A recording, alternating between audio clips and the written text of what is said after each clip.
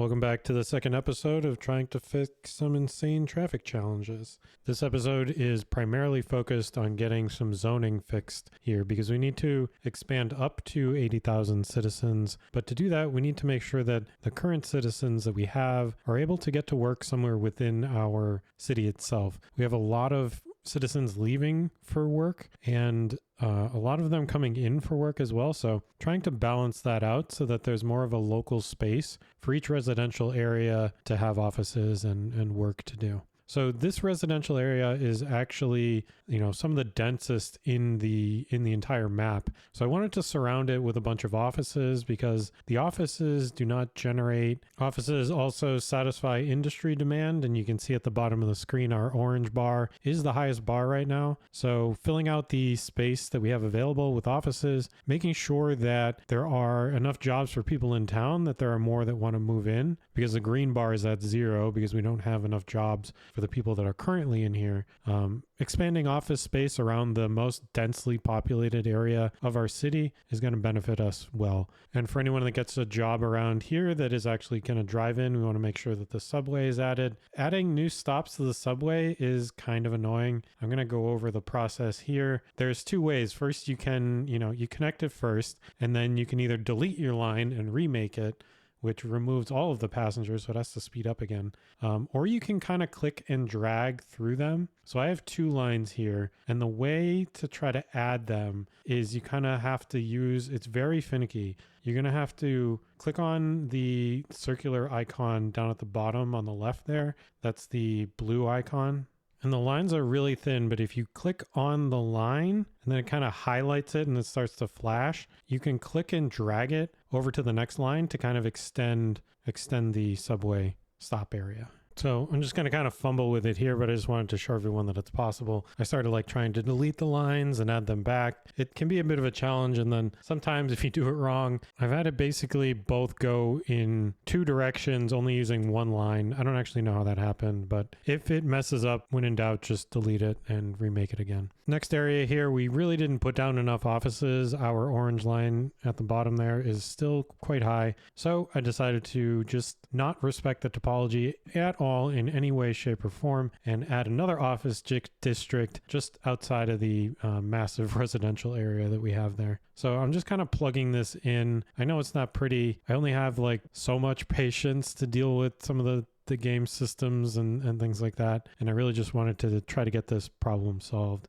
So the theme of this episode is really kind of understanding what the Sims life actually is. They go to their residential area, they go to their work, which is an industrial area or a commercial area, and then they go shopping in another commercial area to get, whatever things that they need. And that's all you really need to worry about. So if you can localize all of that loop as much as you can, then you don't actually have to deal with as much traffic because people are not going as far. So one of the issues with this map is that people were just moving across the entire town in order to get to work. And there's just no way to solve that problem. The only way you can do it is with a car, and only so many people are going to take the metro. You're still going to be dealing with cars in areas where you wouldn't have to if you just laid them out a little bit better. So again, this is another dense residential area that's kind of segmented off to the side here. So I decided that we're going to increase the density of things, improve, the offices, the office space, and allow people to just go to work very much closer to where they are. Now, it's not 100% that everyone in this area will be working in the area that I just defined. They do end up getting jobs farther away. You can't really control that 100%. It's just about management. It's about mitigating the problem as much as you can.